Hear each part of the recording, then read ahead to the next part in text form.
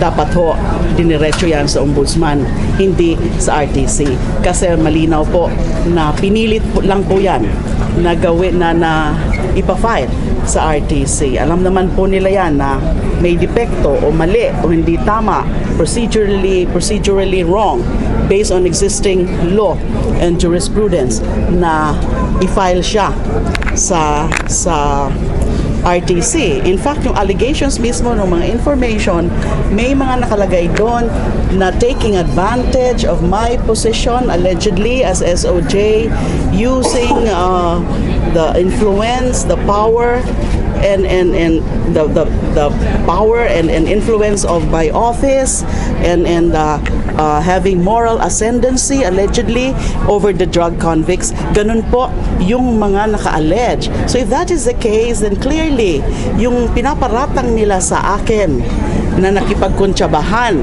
sa mga drug convicts are in relation to my office then as Secretary of Justice. Kaya yan naman talaga po, sigurado po ako dyan na pinilit lang nila yan, sinadya lang nila yan na mapunta sa regular courts in the hope na makakuha kaagad sila ng warrant of arrest, at pinilit din nila yan at sinadya lang nila yan. It's quite a stretch na ginawang non-bailable yung mga kaso na yan. Hindi po pwedeng non-bailable yan. Kung assuming for the sake of argument na tama yung mga aligasyon nila, hindi ho dapat yan papasok sa sinasabi nilang conspiracy. Napakakatawa-tawa nga po yung ang accusation sa akin na drug trading.